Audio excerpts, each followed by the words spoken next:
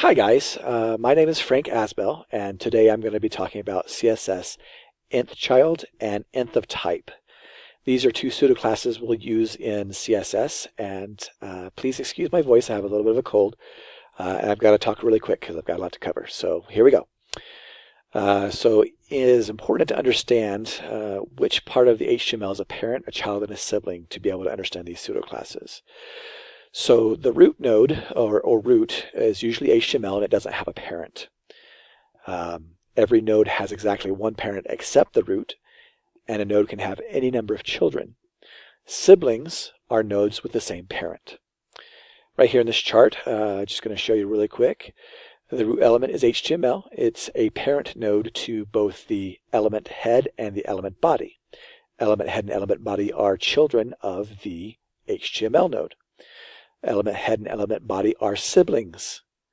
If they were to have children underneath them, those children would not be siblings of the root element HTML because they are children of the root of the element head. Likewise, if the element body had children, they would not be siblings with the children of head or with the children of HTML. Okay, so this CSS nth-child pseudoclass corresponds to HTML elements based on their position or index in a group of siblings. Index is a really important word, and I'll get back to what that means, but this pseudoclass will only style HTML elements of the correct index and element that is specified. When indexing elements, all sibling elements are counted regardless of the type of element, but only the ones that have the correct index and the correct element are going to be styled. The syntax is as follows here, element, colon, nth-child, and inside your parentheses you'll have your index, or you'll have a keyword, and then you'll have your CSS declarations. So here's an example of that. The first one here, you don't have to specify an element right here. This doesn't have an element, so what that means is it's going to look at all the siblings of a parent regardless of what kind of element they are. Indexes always start at 1, which is another important key factor. Indexes always start at 1 and count only siblings. So right here, I'm going to go over to this example I've written up here. Going to go through this really quick. Here's the HTML. That's your root. Body is a child of HTML. H2 is a child of body, but H2 is not a child of HTML. A body has about 12 different children here. This div also has 2 children. These 2 children are children of body. This div has 4 children, and this div has 1 child. So we're going to go to here to our nth-child. Again, we didn't specify right here a element, but we could. But right here we're going to put in the number 3. And as you can see, this is your index. So what that means is right here, the child body to the parent HTML only has 1 child. So there are no siblings to body. Body is an only child, so it doesn't have any siblings. But the H2 is the first child of body. This P here is the second, and this P right here is the third. What we mean by index is we're taking the third child of the parent body. So right here, I am the second paragraph is highlighted in yellow, as you can see over here. Now we'll go through this whole thing, but we're only looking for the third, so we can discount all the other children of body. Div only has 2 children here, so we don't have any third children, or children with an index of 3. But this div right here does. It has 4 children. So we're going to take the third index, the third child of this div, and that's what's right here is highlighted. Then this div right here only has 1 child, so it can't possibly have an index of 3. Okay, so hopefully that explains that. We'll go back to our PowerPoint here. In this example, we did specify a P element. So in other words, we're only going to style elements that have a siblings, and it's the second sibling, or the sibling with an index of 2 that also has the P element. So again, back to our example. Right here, we're going to go ahead and erase this. Well, we'll leave that up for now. The P nth-child is going to go over it, so we're going to say 2 there. And again, we specified the P element. So body, again, only has 1 parent, and body is an only child, so it can't have an index of 2. This is the second child of body, so it's the first one that is highlighted. And then this div has 2 children. This is the second one where it has the index of 2. And so it will be the 4th paragraph right here. This div right here has 4 children, and the second one is right here. And so it is the 7th paragraph, and it is also highlighted. This div down here only has 1 child, so I can't have an index of 2. So those are all the nth child that have an index of 2 that have the element P. And so we turn their background red. All right, let's get back to our PowerPoint. So right here, we can also use a formula inside the parentheses. So this is going to look for the P nth child 3n. And when you do that, you're going to start your index of 3 times n with n starting at 0. That's important to remember that n starts at 0, so we know where to count for. It doesn't start at 1. This is different from the index. Your index is right here, but your n will start at 0. And 3 times 0, of course, is 0. So the index would start at 0. The next one would be 3 times 1, which would be 3. The next one would be 3 times 2, which is 6, so forth, so on. So let's go back to our example. In this little part right here, we're going to put our n. So we're going to write just 3n. And we're going to take this right here out because it's not relevant at the moment. Okay, so right now we're looking at P nth child of 3n. So what that means is now we're going to be counting with index. We're not going to just get the first one that has an index of 3. We're going to get all of them that have that index of 3n.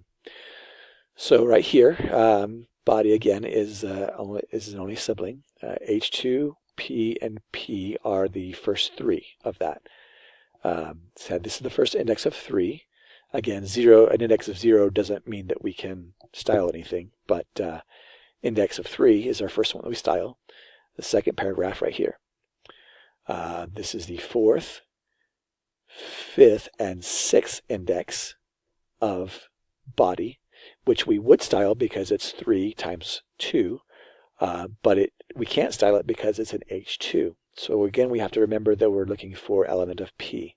This H2 would be right here, but it can't be styled because it is an H2 element. This is 7, 8, and 9 right here, which is styled right here, as you can tell. This is 10, 11, and 12, and would be styled right here, except that it's a div and not a P. And then we come back up here under this div, we have a sibling that has an index of 3 that is a P element, so it is also styled right here.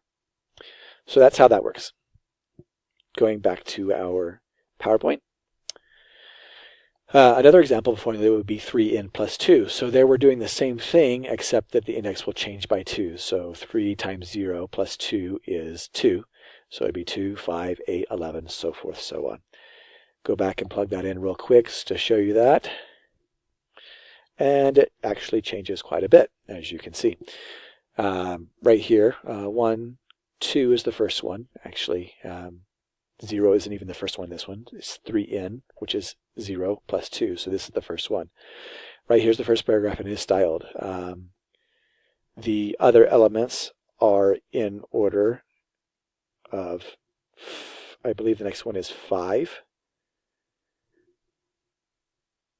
I'm just getting to my element here, which would be 3, 4, 5, the 5th paragraph.